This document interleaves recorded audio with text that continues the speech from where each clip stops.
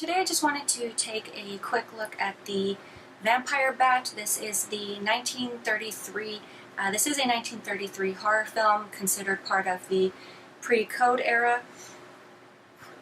For me, one of the main appeals in watching this is the fact that Fay Wray is in this, and I obviously know the name from King Kong. I have never seen the film, but I was curious to see Miss Fay Wray because obviously everyone knows the name, so I was definitely curious just to, I guess, just see her in action, to get a look or a glimpse of her acting skill here. And she's definitely a lovely lady, very talented.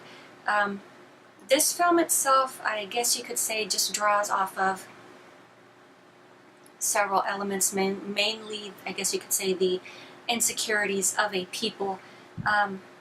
So it's basically a small town or a village that is having various attacks. People are being drained of their blood, and it's assumed that the vampire attacks have resumed. So obviously we're working within the mythology that these people have been under attack before, and they are familiar with the vampiric creature, which I guess you could say essentially these whole attacks were meant to mimic. We also have a young man by the name of Herman. He very quickly becomes the primary suspect because he admires bats. He finds them very lovely, and obviously we have vampire attacks going on. So of course we're operating with the assumption that vampires transform into bats. I don't know if it's ever worked the other way around, but that'd be interesting. But he pretty much just gets singled out. The fact that he also happens to be, I guess you could say, mentally challenged is also, I guess, one of the things that sets him apart and singles him out, which is unfortunate, but it is one of the things that is quickly pointed out in the film, so there's no delicacy there. But so we have these random murders that are going on. We also have this little romance going on between Fay Wray and the leading man, and I guess for comedic effect, the woman playing Fay Wray's aunt in the film also happens to be a bit of a hypochondriac, so you know, she definitely does lend some humorous moments to the film. But all in all, definitely an enjoyable film. It definitely, at least for me, does keep me engaged as the viewer, just because you have various elements going on. You've got kind of like this whole mystery thing. They also do throw in just a bit of the smoochies, which I can do without, but it really doesn't hurt or slow down the story at all. So I guess you could say it gives it more of a subplot, or a bit more of depth, rather than just being just a bland, straight film.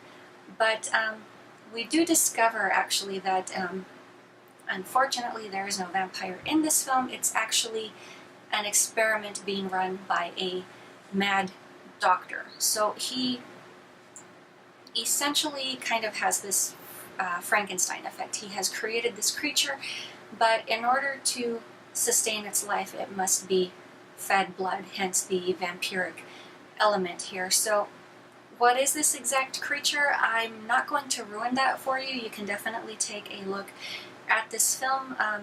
Like I said, it's really not a bad movie. You know, maybe just the fact that it's entitled The Vampire Bat can be a bit misleading, but it's definitely a great film. If you've never seen or heard of this, I would definitely recommend it, especially if you're more into like the whole noir or period piece type films. Then it's definitely worth a look at. But very honestly, for me, the main draw here was Fay Wray, just because I was curious to catch a glimpse of this lady that I've always heard of, but I've never seen any of her films, so I can at least say that I've seen at least one of her films. Someday, eventually, I do hope to watch King Kong, but that will definitely be a separate event within itself.